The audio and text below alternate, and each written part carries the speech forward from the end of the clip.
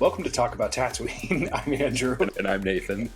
And we are twin brothers here to bring you what's new in nerddom and give colorful commentary on our favorite subjects. Welcome to our cantina. Grab a drink and settle in as we set course for realities beyond our own. Cheers, brother. Hey, drippy. Oh my goodness. 3 seconds in. All right, guys. We are going to get right into it here today. Happy Saturday. Today is February 11th, and you guys will be seeing this on February 13th, so it's going to be a good time. Make sure this is your obligatory reminder to subscribe to the channel if you are watching this and have not subscribed yet. We have seen some really cool growth from the channel, and we'd love to continue spreading that around. Your encouragement fuels us. It gives us fire. So let's, in all silliness aside, we actually really do appreciate the support. That being said, today we're going to be discussing Bad Batch Season 2, Episode 3, The Solitary Clone. Before we get started let's start with our starter cues. Our starter question is, what have you been watching recently? I've been watching a lot of Chapter Master Valorek as he talks about the Arcs of Omen leaks and potentially what we're going to be seeing coming down the Warhammer pipeline here soon as far as what's progressing in the story, what's progressing in new models coming out. I was a little disappointed to hear that Games Workshop is increasing the price of their plastic models. That's sucky. Games Workshop is already wildly profitable. It costs them no money to make these things. Just saying, there's no reason this model should cost over $50. It's not that big. It's not that big. Is that how much a Redemptor Dreadnought is selling for right now? It sells for probably more than that, actually. Oof. Yikes. So eBay is great. Yeah, for sure. Honestly, that makes video creators like Auspex Tactics like even more valuable, because I saw in one of his most recent videos, not only does he go through a points breakdown and like, hey, is this unit actually worth it? He goes through a dollars per point breakdown as well. So he shows you kind of what you're going to be getting for the most amount of your money. I actually just started watching The Last of Us. So that's on HBO Max, correct? Correct. Man, I gotta get an HBO Max. Unless you want to share your login with me, I can share that with you. Yeah, absolutely. Let's go. What is it? The first episode's an hour and a half long, so I haven't even finished it yet because I usually only like do cardio for an hour, and I ran out of time. Like the treadmill stopped, and I was like, "But the episode has 20 minutes left, or whatever." And so I was like, So I need to finish the first episode, but it's really riveting so far. I love the dystopian nature, and it takes you. I don't want to give anything away because everything I've seen so far has been really, really fun, really exciting. Talk about getting your heart rate up while you're doing exercise. It's really fun. So sweet, absolutely. Ooh, look at you, big man, doing exercise. If I don't, I'll die. Dude, that's kind of how I feel right now. So I haven't really shared with this on the channel because why? But I've been in a boot, one of those, like, you know, when people like break their foot or they have ligament damage or something. Well, I have tendonitis in my foot. So I've been in a boot for almost 4 weeks now. And I haven't been able to exercise, obviously, during that time. And then I haven't been able to exercise before because it was too painful to do anything. Yeah. So my endurance is at like 1%. You'll get it up though. Yeah. It's a little embarrassing how winded I get going up the stairs because I literally just can't be on my feet. So I'm really excited to hopefully get some closure on that. But anyway, I'm excited for you as well. That's gonna be dope. Yeah, that's not why we're here, but maybe you can have me as a guest on your Healthy Humans podcast and talk about sports-related injuries. That is fair, actually. Our next starter question is, what games have you been playing recently? Yeah, I've been playing a lot of Marvel Snap still. They just got into a new season. It's a shortened season. It's only like 3 or 4 weeks, something like that, till like the end of February, because the last season went long. And I've been having a lot of fun. I run a deck that's called Pure Vanilla Extract. And it's just creatures that don't have any abilities and then buffing those creatures. Oh, gotcha. There you go. Love it. It's really fun. You probably will be able to catch us playing Marvel Snap or something like that.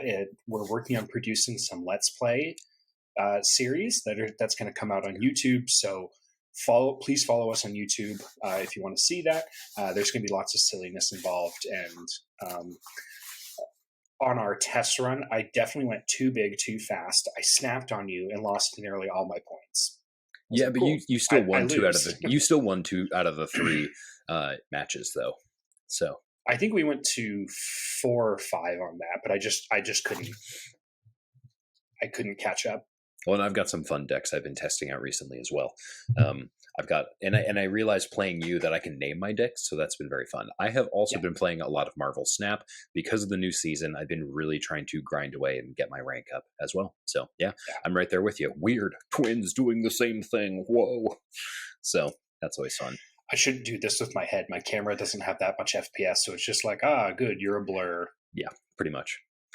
Last question before we get into it is, what kind of hobby work have you been getting into? So these are kind of the last few Games Workshop models I'm going to buy, either eBay or otherwise, for probably a very long time, especially with the price increases. I'm really not happy about that. My wife and I are trying to save up for a house, and that's crazy expensive, even with prices going down. So we're trying to save every penny. So the last kind of models I got, and the only exception I'm going to make is when the Lion eventually comes out. If he comes out, I probably will pre-order him.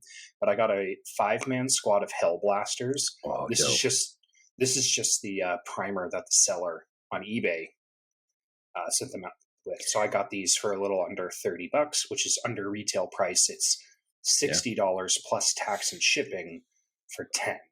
Yeah, and I paid under 30 for 5. Show us your mega knobs. So that's an orc for those who don't know what Warhammer lingo. I'm not asking him something dirty. So I have been doing 2 different things here. Is I have built the majority of my mega knobs so far, and then now I've been working on their armaments. And something that I have been working on is magnetizing them.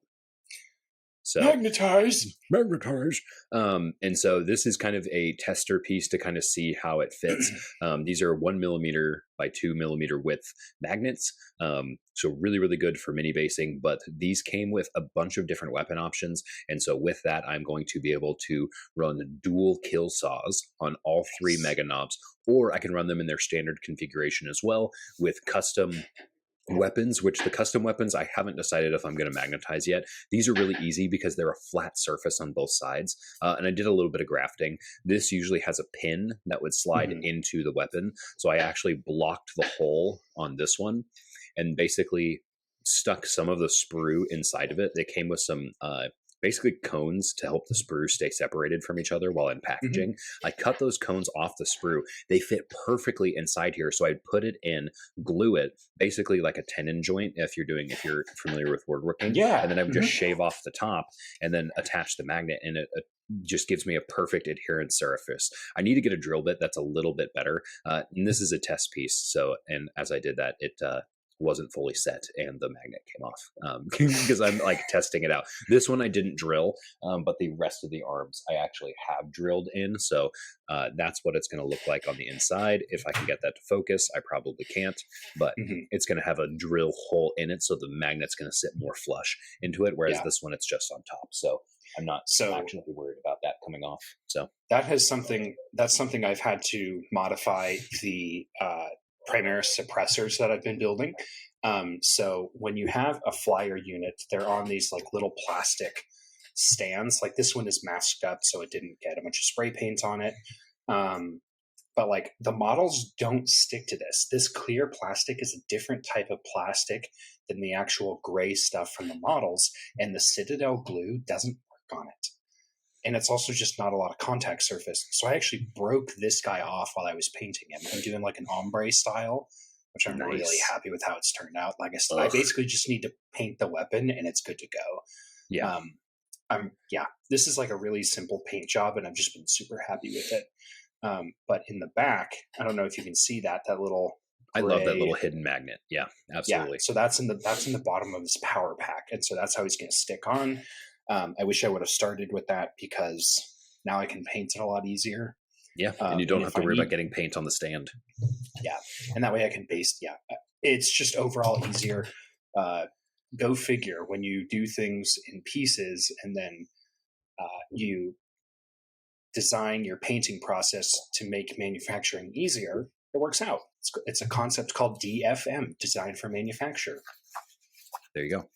I know what I've been with my magnetizing and drilling and stuff. I usually use one test piece, and then since there's 6 different arms, 2 arms for each of the 3 models. Basically, once I figured out what I knew what I wanted to do, then it was super easy. And then I just started like chop, chop, chop, drill, drill, drill. Good to go. Made my life a lot easier. But the first one took a while, and then I was like, oh, now I know now I'm sure what I want to do. And yeah, it totally gets a little bit easier with time. For sure. A lot of trial and error. Anyway. Absolutely. Episode time. Episode time. All right, guys, we are talking about episode 3 of season 2 of The Bad Batch, which is The Solitary Clone. Andrew, go ahead and give us your rating out of 1 of 10. So I'm not comparing this to, say, like Andor. I'm probably comparing this to other episodes of The Bad Batch. This has been my favorite. So having seen all the way through the current episodes that have been released to this date, which is like the Clone Conspiracy and then the one right after that. Mm-hmm. Episode 3 has been my favorite up to this point by a lot. Not just to say, oh, there you go. Oh, it's only a sample size out of 3, but it's going to be one of my favorite episodes for the long haul. I think I've mentioned this on my Twitter, on our Twitter, I should say. The episode Faster, episode 4, it's not going to get a good score from me. No, it's not. Anyway, all that being said, 8 out of 10. I loved this episode. Excellent. This is one of my favorite episodes so far. I'm actually caught up with everything as well, so I'm in the same boat as you. And again, if you guys are watching this and you realize they're like, oh my gosh, it's just the same person. Yeah, well, that's what you guys came in here for. That's the fun. I gave this actually a 7 out of 10, so just a little bit lower. But mostly I was excited to see Cody in this episode. Yes. I can't wait to see more of him in this season. I'm really excited about that. And I did feel like this episode is setting us up for some really big events later in the season. We're definitely in the midst of the rising action of this, so which I'm really excited about. I wasn't like I didn't have quite as positive of a reaction as you, so I gave it a 7 out of 10. But it was definitely better than the previous few episodes, for sure. The heist episodes before were fine.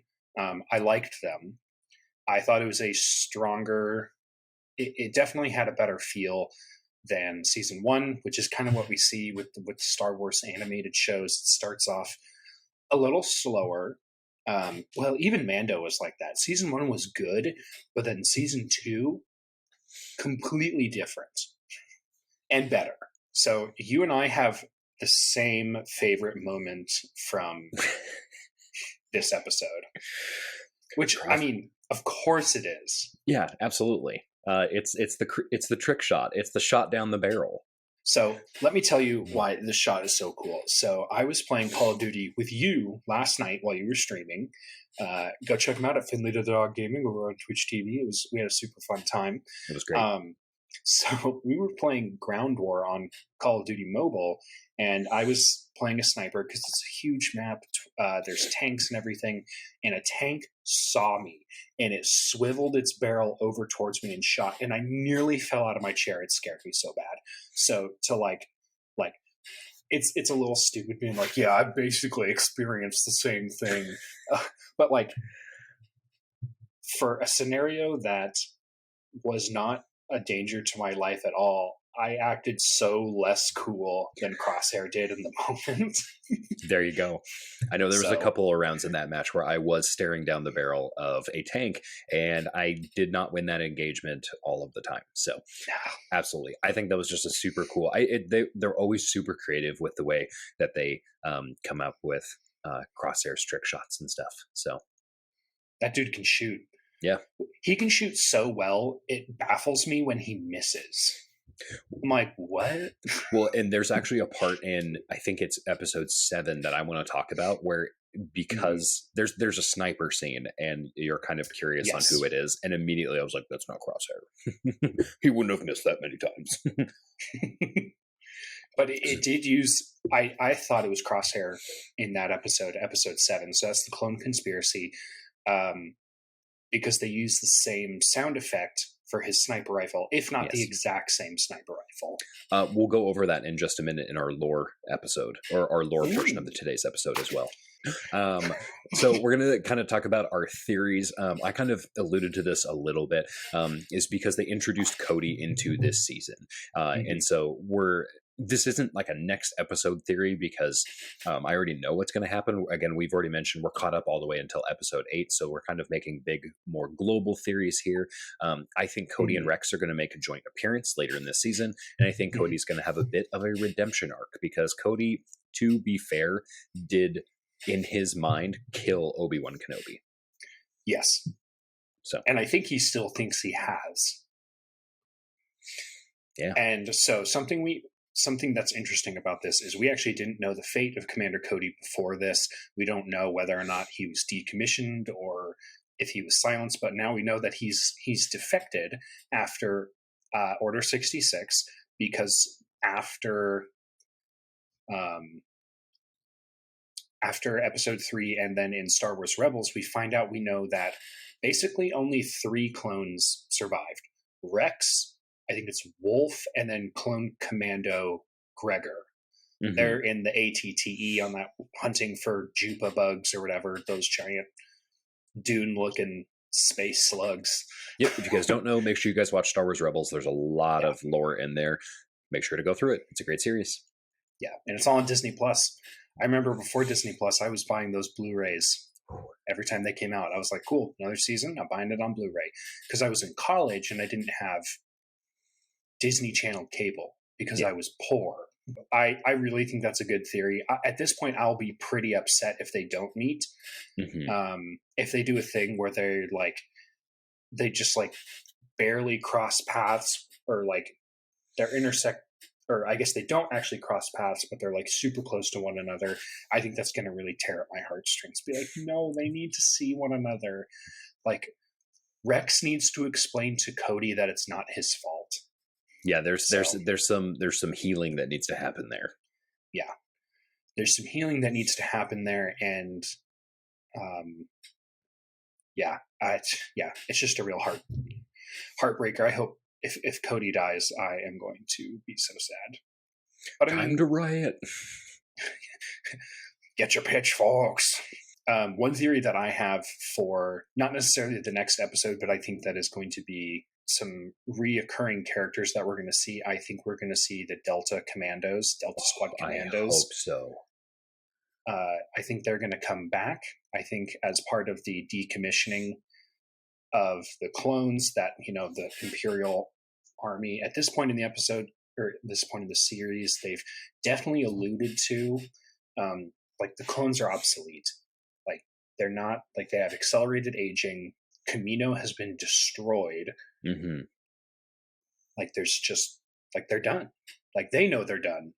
But it's whether or not, like, just the rest of the galaxy doesn't know that they're done. Yeah, for sure. But I think Delta Squad is going to have an appearance. Whether or not they're going to defect or they're going to be working for the Empire still, I'm not exactly sure. I think it would be really cool if we saw them in the side of the Rebels. I think that would be awesome. Do you know what would also be cool? And here's just me spitballing something off of your theory, is in the game, Republic Commando, Sev goes missing. If we see Delta Squad, I think it would be really interesting to only have 3 of the 4 and to basically non-verbally confirm the mission on Kashyyyk that went a little bit sideways. I think that would be super cool. Went a little screwy. Yeah, a little bit. So I think that'd be super cool. I love that theory. I am a big fanboy for the Republic Commandos. Give me more of that. Yum, yum, yum. Yeah, for sure. Is it time to talk about some lore? Yeah, dude, hit me with that lore. All right. Lore hammer. So we are going to be talking, actually, we alluded to this a little bit earlier in the episode, but we're going to talk about Crosshair and his armament. Crosshair, the former member of the Bad Batch, is a sharpshooter with incredible skill and lethality. To complement his steady aim, he wields a 7.73 Fire Puncher sniper rifle developed by Merson Munitions. This was a common weapon used by Republic snipers, so that's why we see this later in the season as well. Crosshair's weapon had been customized to his liking, including a grappling hook attachment.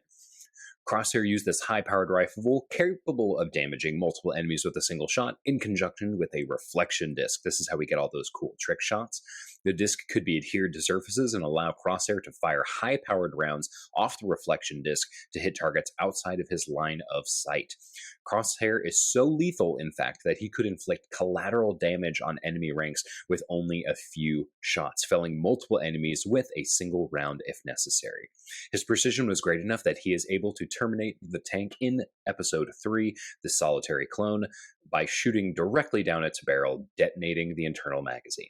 Throughout the Clone Wars arc, Season 1, and now The Solitary Clone, Crosshair remains a formidable weapon of lethality and precision. Let's see. So that was some really good stuff about Crosshair's weapon. It's really interesting to see that an army of clones and similar munitions that Crosshair would have a notably different weapon.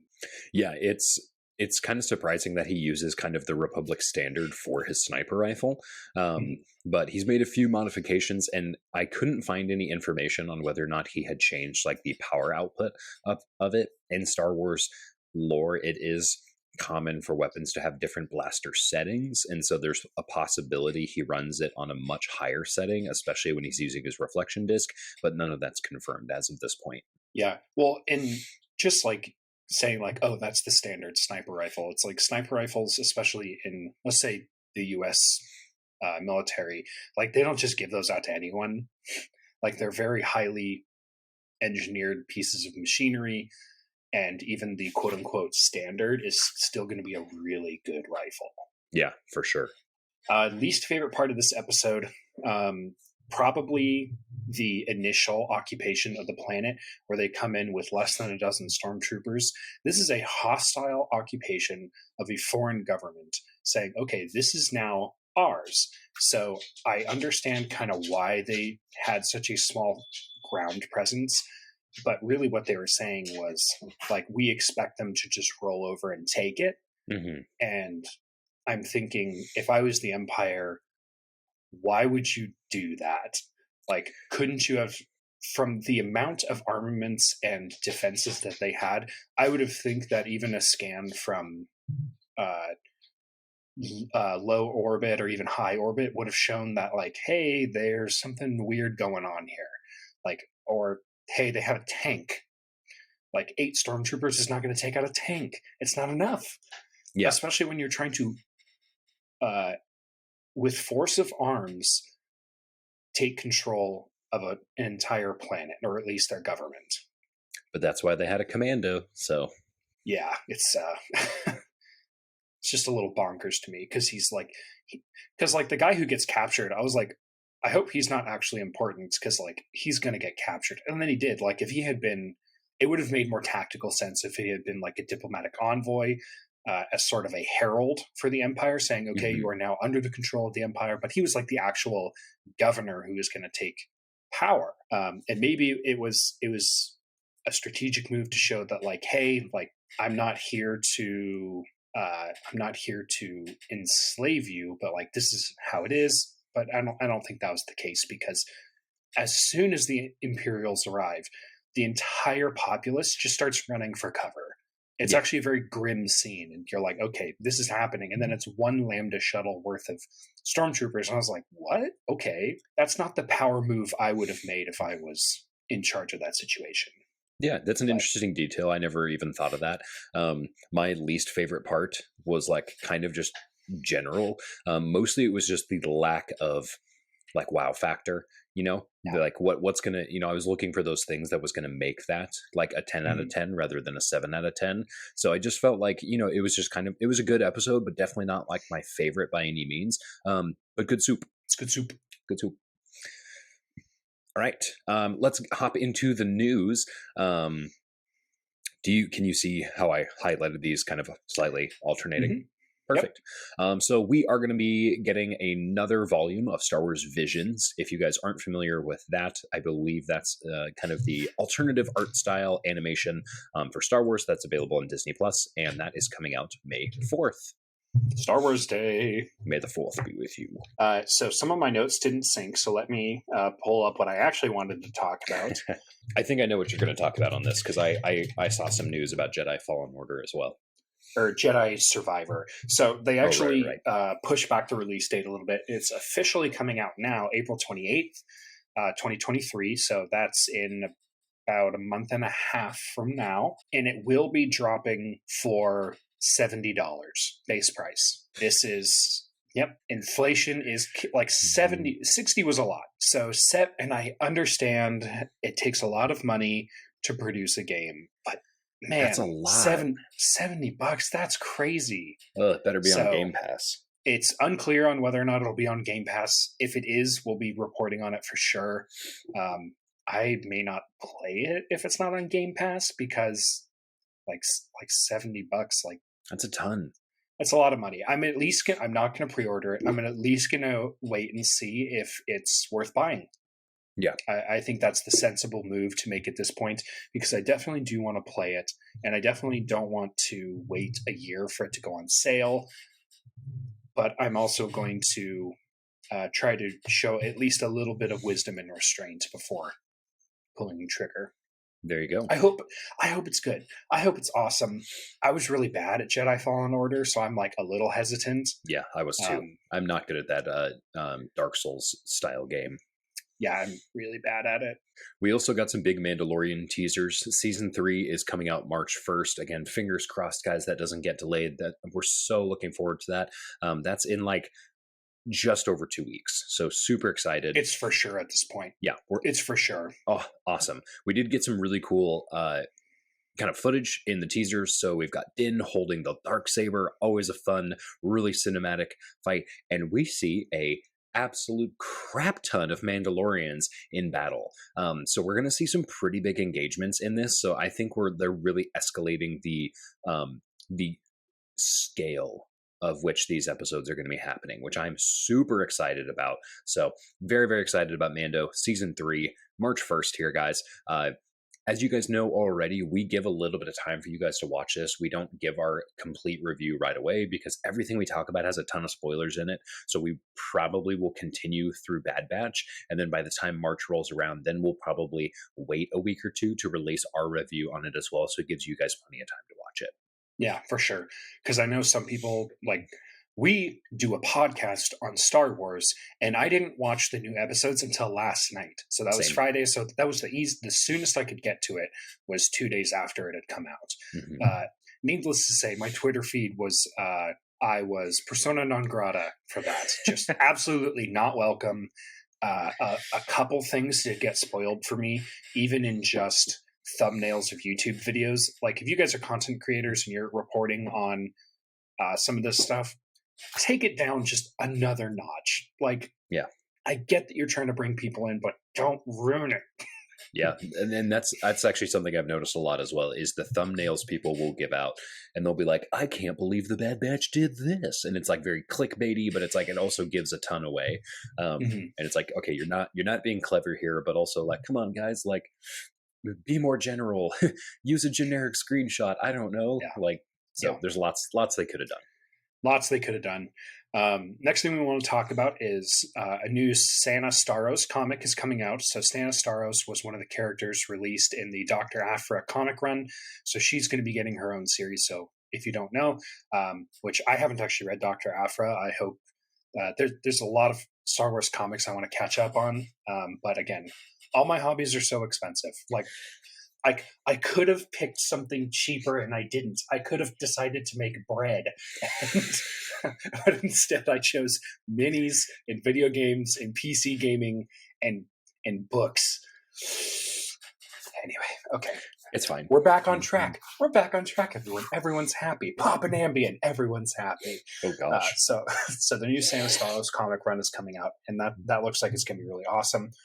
We always love to see badass females in Star Wars, because they're awesome. They're super cool, and they do a great job. We also see that Jedi Fallen Order, there's going to be an intermediate book between Jedi Fallen Order and Jedi Survivor called Battle Scars. I will definitely be checking this out from my local library when it releases. Oh, a dog just touched my elbow. And because he touched my elbow, I knew which one it was. He's so stealthy. He's 90 pounds, and he's like, I'm a stealthy boy. Well, that's because he's dark as midnight. Can't see him in the dark. Okay, so we're going to just fully rabbit hole here for a second. If I walk into the bedroom at night, or even early in the morning, and he is on the ground, he wears a reflective vest all the time, that like his harness is reflective. I still have to get my phone out and like shine the light across the whole room until there's just a spot on the ground where no light is reflected back at me. And I'm like, there he is. There's my dog Tumnus. Like, so I don't step on him, you know? Yep, absolutely. And I mean, Barney is black as midnight too. And he's still less midnight black than Tumnus. Yeah. So, and you'll get to see them tomorrow for the Super Bowl party. Right, because today's Saturday. Yep. Super excited. And then our last piece of news here, guys, is Ahsoka is going to be coming out late March. We will be covering a Thrawn series. I'm actually working on recording and producing these right now. These shorts, which we might even put together in like a video and some short series. We'll see. I haven't quite figured out what the direction I want to take this yet, but these episodes are written by Andrew, recorded by me, and then edited. So thank you so much for doing those. You're really putting in the time and the research to really make these fun, and I'm hopefully bringing the dramatic effect as well. So really, really excited about that. I cannot wait for Ahsoka to come out. It's going to be so good, and again, it's just going to give us so many different things. We're gonna be so behind on everything because we only release one episode per week, and we're going to be just like, where are we going to find the time to go over all of this? Nobody knows. It's going to be a good time. So hey, small miracles. We don't have to think of another like non-episode review idea for the next like 3 months. I know. It's actually going to be great. So, and that being said, there's still so many different like fandoms we want to get into. So I'm super excited about all of it. Yeah, so for sure. One thing with the introduction of the Ahsoka show, we do expect Thrawn to be the antagonist with this. There's basically been no trailers whatsoever for Ahsoka. It comes out soon. It comes out at the end of March, and there's no trailer. There's no nothing. There's no like leaked footage. This has to be because of Thrawn. I think there are few villains in Star Wars who deserve as much respect to be hidden like this than Thrawn does. With that, with our Thrawn episodes, shorts and stuff, I don't know if you've read through all of the material that I put down in my theories of what's going to happen. I've read through most of it. There's a few at the end that I haven't gotten a chance to because I was mostly focusing on the recorded pieces right now. But just saying, the big overarching Thrawn theory that I've come up, which I'm rereading all of the Thrawn books.